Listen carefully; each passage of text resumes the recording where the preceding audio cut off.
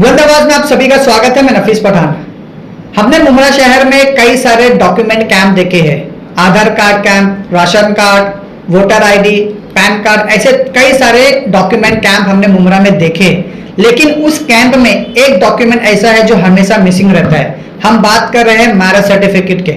Marriage certificate हमेशा देखा गया है कि अक्सर कई लोग जो है इसको जो है इतना इंपॉर्टेंट नहीं देते हैं और हमेशा मैरिज सर्टिफिकेट जो है डॉक्यूमेंट पार्ट से जो है हमेशा मिसिंग रहता है, जिसके कई सारे एडवांटेज है।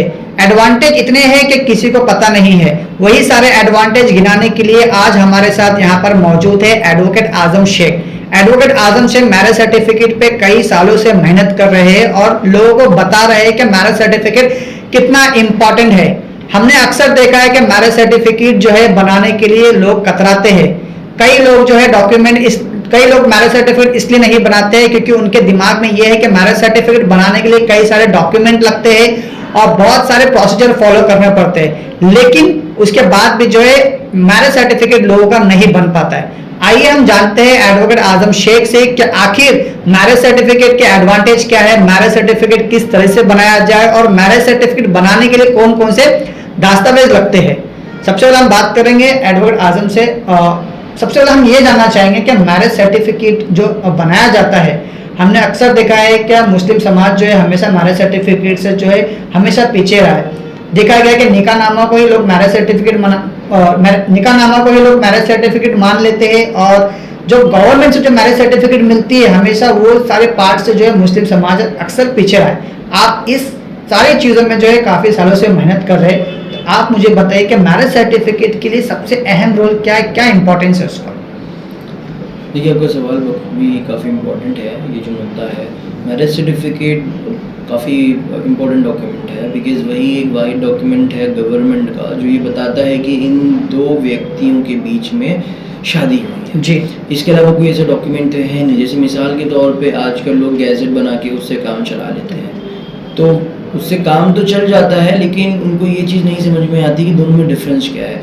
उनका मानना ऐसा होता है कि गैजेट हम बना लेते हैं तो भी हमारा नाम चेंज हो जाता है, तो हम मैरिज सर्टिफिकेट क्यों बनाएं, उसका इतना लंबा प्रोसीजर है, उसका इतना सारा डॉक्यूमेंटेशन है।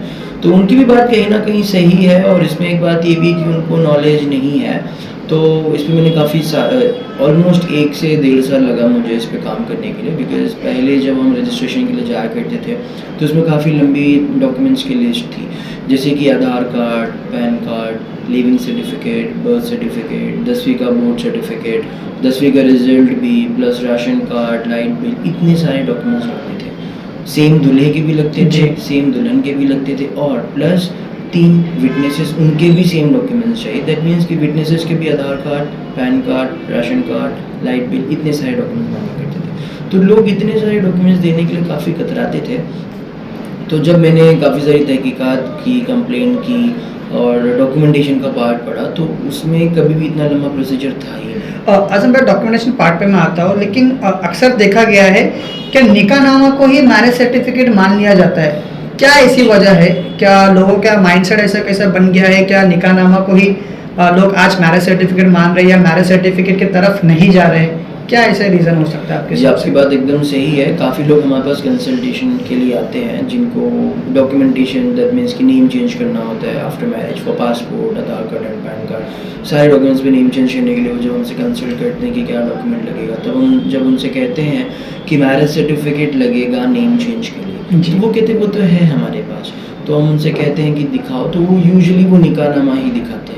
वो इसलिए कन्फ्यूजन वहाँ पे ये आता है कि जो मस्जिद वाले हैं या फिर जो ट्रस्ट वाले हैं, जो ट्रस्टीज़ हैं, वो जो सर्टिफिकेट इशू करते हैं वो उनकी जमात का होता है। अब प्रॉब्लम ये है कि जैसे अगर आपने देखा होगा हमारे स्कूल में भी बुक होती थी कोई भी एक्टिविटी की, वो लास्ट में एक पेज होता है जिसपे लिखा होता है सर्टिफिकेट, जो वो उसको सर्टिफिकेट समझते हैं। तो उसी तरह जब मस्जिद वाले निकाहनामा देते हैं ना, तो वो एक उर्दू और इंग्लिश में भी देते हैं। अब तो इंग्लिश में भी देने लगे हैं, अब वो टाइप किया हुआ होता है। तो उन्होंने अपना, हर मस्जिद वालों ने ऑलमोस्ट अपना अपना एक सॉफ्टवेयर बोल सकते हो या फिर एक फॉर्मेट बोल सकते हो बनाया हुआ है। तो ऊपर उन्होंने लिख दिया कि ये मैरिज सर्टिफिकेट है और उसके ऊपर मस्जिद का मोहर लगा देते हैं और जॉइंट फोटोग्राफ होता है। तो उनको लगता है कि यही मैरिज सर्टिफिकेट है, हालांकि नहीं, वो निकाहनामा ही है जो कि आपको मस्जिद की तरफ से मिलता है या काजी जो आपका निकाह पढ़ाता है, वो इन दोनों में से कोई एक जन आपको देता है। और मैरिज सर्टिफिकेट ये टोटली डिफरेंट होता है। मैरिज सर्टिफिकेट जो होता है वो गवर्नमेंट इशू करती है। और एक बात और है इसमें कि काफ़ी लोग इसमें फ्रॉड का शिकार भी होते हैं, क्योंकि काफ़ी क्लाइंट्स ने मेरे को ये भी कंप्लेन किया है या फिर मुझसे ये भी कहा है, उन्होंने कहा कि भाई देखो मेरे हस्बैंड बाहर है, हम तो आ नहीं सकते। तो मैंने कहा देखो उनका आना तो मैंडेटरी होता है, जैसे हम पासपोर्ट में जाते हैं तो पासपोर्ट में या फिर आधार कार्ड में हमारा लाइफ हस्बैंड वाइफ का वहाँ पर मैंडेट है, वहाँ पर हस्बैंड वाइफ प्लस 3 विटनेसेस 5 जन को आना पड़ता है, ये मैंडेटरी है। जिस तरह से हम पासपोर्ट और आधार कार्ड के लिए जाते हैं बनाने के लिए या अपडेशन के लिए, तो वहाँ पे लाइव फोटोग्राफ क्लिक होता है और आपके फिंगरप्रिंट्स लिए जाते हैं। उसी तरह मैरिज रजिस्ट्रेशन में भी आपका लाइव फोटोग्राफ क्लिक होता है, हस्बैंड का, वाइफ का एंड 3 विटनेसेस का, प्लस सबके फिंगरप्रिंट भी लिए जाते हैं और सबका रजिस्टर्ड में रजिस्ट्रार के सामने सिग्नेचर करना होता है, जो कि मैंडेटरी प्रोसेस है। इसका कोई भी अल्टरनेटिव ऑप्शन नहीं है। जैसे कि काफ़ी लोगों ने मुझसे ये कहा है कि अरे नहीं बिना आईबी बन जाता है, मेरे दोस्तों ने बनाया है, तो वो पॉसिबल ही नहीं है। ऐसा नहीं कि सिर्फ हम मुमरा की बात कर रहे हैं, ऑल ओवर महाराष्ट्र या फिर आप इंडिया के किसी भी कोने में जाओ, ऐसा प्रोसीजर नहीं है जहाँ पे आप बिना जाए आपका शादी रजिस्टर करा सकते हैं। ऐसा कोई भी प्रोसीजर नहीं है। मैं लोगों से कहना चाहूँगा कि आप प्लीज़ ऐसे बातों में विश्वास ना करें जो आपसे कहे कि बिना आए आपका बन सकता है। वहाँ पे जाना it is a mandatory, because वहाँ पे जो फोटो आपका मैरिज रजिस्ट्रार जो फोटो क्लिक करता है वही फोटो आपके मैरिज सर्टिफिकेट पे आएगा, दूल्हे का और दुल्हन का, ये दोनों का वही फोटो आएगा जो मैरिज रजिस्टर आपका फोटो क्लिक करेगा। अजम भाई डॉक्यूमेंटेशन पार्ट पे आता है, जैसे कि मैंने पहले ही भी कहा था, क्या मुस्लिम समाज ने जितने भी लोगों ने शादी किया है हमेशा वो लोग कतराए हैं मैरिज सर्टिफिकेट तक जाने के लिए, क्योंकि डॉक्यूमेंटेशन पार्ट जो है काफ़ी लेंथी था। जैसे कि आपने बताया कि पहले इतने सारे चीज़ें को लेना पड़ता था, जैसे आधार कार्ड, पैन कार्ड और भी कई सारे दस्तावेज थे, वो सारी चीज़ें सबमिट करना पड़ता। उसके बाद में मैरिज सर्टिफिकेट, आपने कई साल तक मेहनत की है, मैरिज सर्टिफिकेट आपको इसमें एक्सपीरियंस है, आपने कई लोगों के मैरिज सर्टिफिकेट बनाए, तो अब जो आपने प्रोसीजर को फॉलो करे थे, अब पहले के प्रोसीजर में और अभी के प्रोसीजर में कितना अंतर और कितने डॉक्यूमेंटेशन अभी लेस सबमिट करने पड़ रहे हैं? जी प्रोसीजर तो जो हमेशा से था वो आज तक सेम ही है, सिर्फ डॉक्यूमेंटेशन कम हुआ है। नहीं, कम कुछ भी नहीं हुआ। डिपार्टमेंट की तरफ से कहो या गवर्नमेंट की तरफ से कहो, डॉक्यूमेंट्स जो थे वो हमेशा मिनिमम ही थे। लेकिन जो रजिस्ट्रार थे हमारे यहाँ के, जैसे हम अगर बात करें मुमरा या दीवा की, तो ये लोग मैंडेटली इतने सारे ज़्यादा डॉक्यूमेंट्स मांगा करते थे जो कि कभी भी रिक्वायर्ड नहीं थे।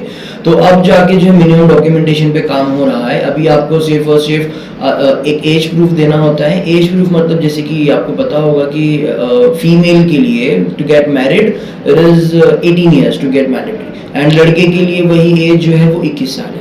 तो ऐसा एक डॉक्यूमेंट जिसमें आपका एज प्रूफ होता है, तो ऐसे 4 डॉक्यूमेंट है। एक है लिविंग सर्टिफिकेट, एक है बर्थ सर्टिफिकेट, ये हो गया 2। इसके अलावा है पासपोर्ट और इसके चौथा है बोर्ड सर्टिफिकेट जो हमें 10वीं पास करने के बाद मिलता है। इन 4 में से कोई एक डॉक्यूमेंट होगा तो वो आपके एज प्रूफ में चलेगा। और दूसरा डॉक्यूमेंट जो हमें चाहिए होता है वो है एड्रेस प्रूफ। एड्रेस प्रूफ में 2 डॉक्यूमेंट हैं। एक है या तो आप हमें पासपोर्ट दे सकते हैं, वो भी एड्रेस प्रूफ में चलता है, और आधार कार्ड नहीं चलता है। उसमें 3 डॉक्यूमेंट है, पासपोर्ट है, राशन कार्ड है, इलेक्ट्रिसिटी बिल है। ये 3 में से कोई भी एक डॉक्यूमेंट रहेगा तो आपका हो जाएगा। ये 2 हो गए। Aadhaar card is a mandatory document, वो अभी हर चीज़ से लिंक है तो इसके लिए वो लगता है वहाँ पे आधार नंबर मेंशन करते हैं ताकि डुप्लीकेशन ना हो। तो ये 3 दस्तावेज दूल्हा के, 3 दस्तावेज दुल्हन के, और जो विटनेसेस 3 होंगे उनका सिर्फ और सिर्फ आधार कार्ड और पैन कार्ड लगता है। ये सारे डॉक्यूमेंट्स लगते हैं। अक्सर देखा गया है क्या कई लोग डॉक्यूमेंटेशन देने के बाद भी जो है उनके काम नहीं होते हैं।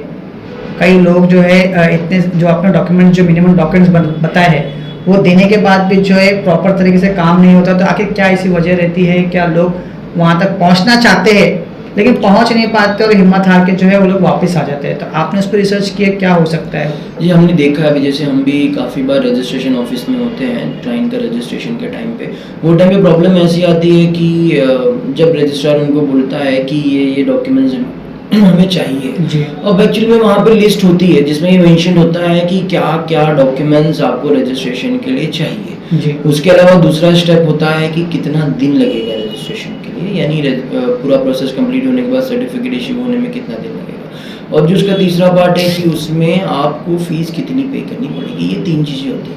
तो मैंने लोगों को देखा है अक्सर कि अगर उनसे कोई कह देता है कि ये डॉक्यूमेंट के बिना होगा ही नहीं, तो वो कभी उनके सुपरवाइजर्स को कंप्लेन नहीं करते। जैसे कि जो मैरिज रजिस्ट्रार है, अगर आपको ऐसे लग रहा है या फिर आपने वो जो लिस्ट में देखा कि ये डॉक्यूमेंट लगेगा और आपके पास वो सारे दस्तावेज या वो सारे डॉक्यूमेंट्स हैं, डिस्पाइट दैट अगर आपका रजिस्ट्रेशन नहीं हो रहा है तो आप उनके सीनियर्स को कंप्लेन कर सकते हैं। रिटर्न में, वैसे तो रिटर्न में ही करना चाहिए, बट एटलीस्ट आप फॉर्मली जाके, वर्बली जाके कंप्लेन करें कि देखिए सर, ये मेरा फाइल है, ये मेरा डॉक्यूमेंट्स है, इसमें लिस्ट में यहाँ पे जो जो मेंशन है मेरे पास सारे डॉक्यूमेंट्स हैं, बट इसके बावजूद मेरा जो रजिस्ट्रेशन है वो नहीं हो रहा। तो जो सुपरवाइज़र या जो उनका सीनियर है वो एक्शन लेगा, वो चेक करेगा, और अगर आपके सारे डॉक्यूमेंट्स प्रॉपर हैं तो आपका रजिस्ट्रेशन बाय बट ऑब्वियस हो जाएगा। लेकिन कोई भी इंसान उसमें कंप्लेन नहीं करता, जिस वजह से ऐसा प्रॉब्लम आता है। आजम भाई, मैरिज सर्टिफिकेट के एक्चुअल में एडवांटेज क्या है? कई लोग मैरिज सर्टिफिकेट इसलिए नहीं बनाते हैं क्योंकि उनका एडवांटेज ही नहीं पता है। लोगों को लगता है कि वेस्ट ऑफ मनी है, वेस्ट ऑफ सर्टिफिकेट है। कई सारे लोग के माइंडसेट आता है, थॉट्स आता है कि भाई ये अननेसेसरी, हम गैजेट बना के भी चेंजेस कर सकते हैं, नहीं बहुत सी चीज़ें हैं मगर। लेकिन मैरिज सर्टिफिकेट के एक्चुअल में एडवांटेज क्या है, क्यों बनाना चाहिए, क्या रीज़न है, ये सारी चीज़ें जो है ना आज भी लोगों को क्लैरिफाई नहीं है, क्लैरिफिकेशन बराबर नहीं है कि मैरिज सर्टिफिकेट का एक्चुअल यूज़ क्या है। लोगों ने निकाहनामा को ही मैरिज सर्टिफिकेट बना दिया है। तो आपके हिसाब से क्या एडवांटेज, एक्चुअल में क्या एडवांटेज हो सकता है? देखिए, एक्चुअल में ऐसे है कि मैरिज सर्टिफिकेट, जैसे लोग निकाहनामा लेके घूमते हैं कि हमारे पास निकाहनामा है, बट बस I can understand it is a document, but वो जो डॉक्यूमेंट है वो रजिस्टर नहीं हुआ है। और कोई भी डॉक्यूमेंट अगर वो रजिस्टर नहीं है, अब रजिस्ट्रेशन का मतलब ये होता है कि सरकार की नज़रों में अगर वो सरकार के पास रजिस्टर नहीं है तो उसका value is as good as zero, it is zero. तो जो निकाहनामा है वो रजिस्टर नहीं है, आप उसको जब रजिस्ट्रेशन करा लेते हो तो उसको बोलते हैं मैरिज सर्टिफिकेट, तब जाके आपकी शादी वैलिड हो जाती है। और इवन तो सिर्फ इंडिया में नहीं, अगर आप फॉरेन भी जाओगे, जैसे अगर आप गल्फ कंट्री में जाओगे तो आपको पता होगा कि मेल और फीमेल्स को साथ में रहना अलाउड नहीं है। इवन तो जिनके हस्बैंड्स फॉरेन में जॉब करते हैं तो उनसे कहा जाता है कि अगर आपको वाइफ स्पाउस वीज़ा लगाना है तो उसके लिए आपको मैरिज सर्टिफिकेट लगेगा। तो वो टाइम पे फिर वो घबरा जाते हैं कि अरे हमारे पास है नहीं, फिर वो कहते हैं कि अरे बिना आय करवा दो, हम क्या करें, कैसे करें। तो वो टाइम पे ये सारी प्रॉब्लम्स का सामना आता है कि अरे मैं हूँ नहीं, मेरा रजिस्ट्रेशन कैसे होगा, मैं मेरी वाइफ को कैसे बुलाऊंगा। एक तो ये हो गया। इसके अलावा जैसे कि मैंने आपको बताया अभी, एक बात और ये है कि जैसे अगर हम महाराष्ट्र में रहते हैं तो महाराष्ट्र में एक ट्रेडिशन है कि जो लड़कियों की शादी हो जाती है तो शादी के बाद सारी लड़कियां अपने हस्बैंड का नाम अपने नाम के आगे लगाती हैं, मिडिल नेम अपने फादर का हटा के हस्बैंड नेम। उसके लिए marriage certificate is a mandatory document. But होता ऐसे है कि मैरिज सर्टिफिकेट भी चलता है, बट उसमें सब्सिडी डॉक्यूमेंट और है, वो है गैजेट। तो गैजेट से भी नेम चेंज हो जाता है, लेकिन डिफरेंस ये आता है कि गैजेट ये बताता है कि ये मेरा पहले नाम था, अब मैं नाम बदल के ये कर रही हूँ। तो ये सिर्फ ये बताता है, इसका मतलब ये नहीं है कि मेरी इनसे शादी हुई है। इसका डॉक्यूमेंट एक ही है, मैरिज सर्टिफिकेट। अगर जैसे मिसाल के तौर पर कोई भी लड़की कल को अगर ये गैजेट कर दे कि उसका पहले नाम ये था और आगे जाके अगर वो मेरा नाम ऐड कर दे और वो गैजेट आधार सेंटर में जाके दे या पैन कार्ड ऑफिस में जाके दे, तो उसके बिहाफ पे उसका नेम चेंज हो जाता है, बट इट डजंट मीन कि उसके से शादी हुई है।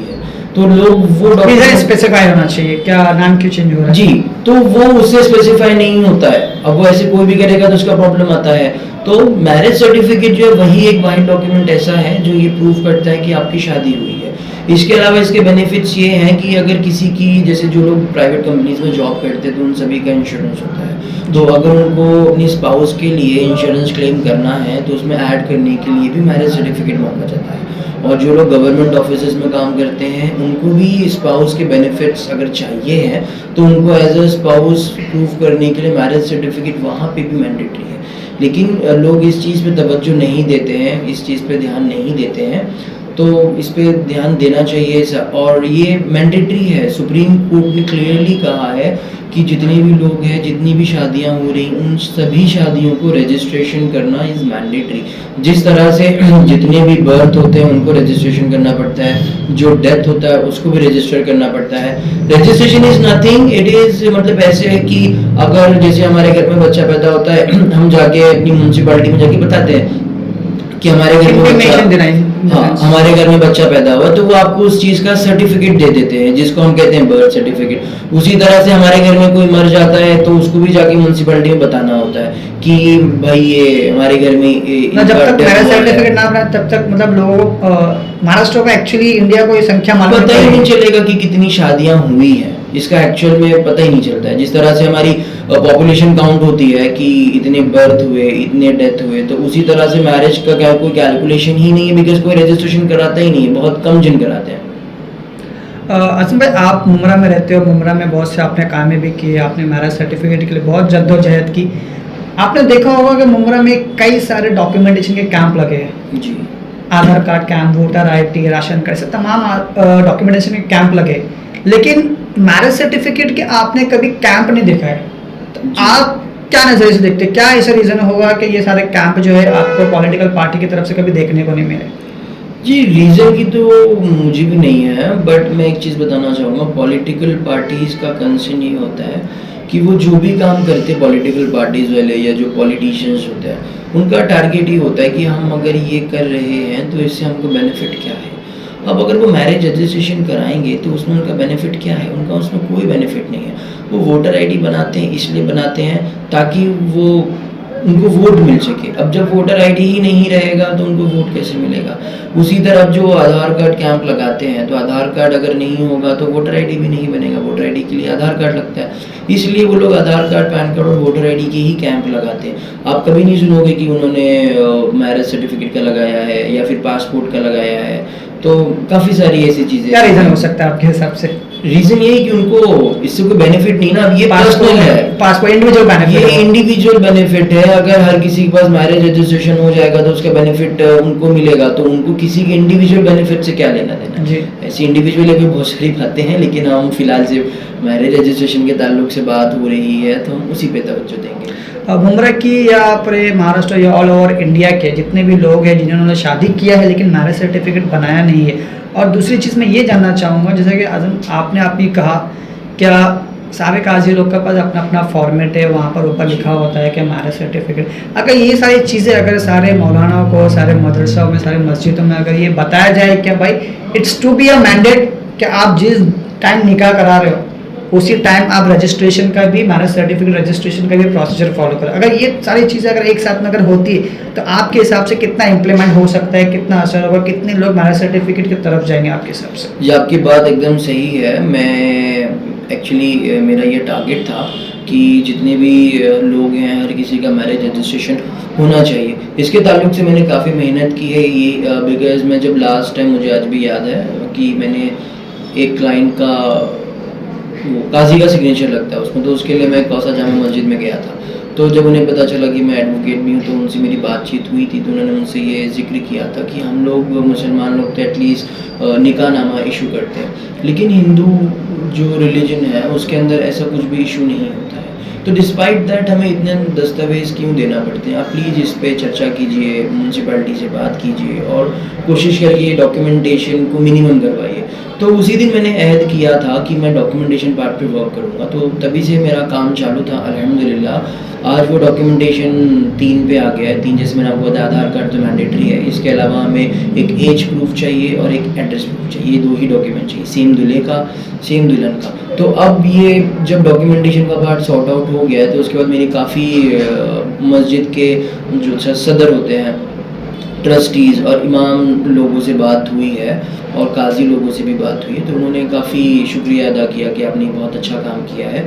और मेरी उनसे इस बात पे बात भी हुई है कि जो भी निकाह पढ़ा रहे हैं, जितनी भी शादियाँ करें, आप उन सब से कहिए कि मैरिज रजिस्ट्रेशन जो है उसको इंक्लूड करके, मैंने उनको सारे प्रोसीजर भी गाइड किए, तो उन्होंने काफ़ी अच्छा कहा कि हाँ ये बहुत जो भी अच्छा step है। चार्ज जो भी चार्जेस उसमें इंक्लूड करके बताया जाए, ऐसा कुछ अब कॉन्सेप्ट? ये तो हम इस पे नहीं बोल सकते हैं, बिकॉज ये तो सबका पर्सनल जी, व्यू जी। है कि वो मस्जिद वाले चाहे ले या ना ले।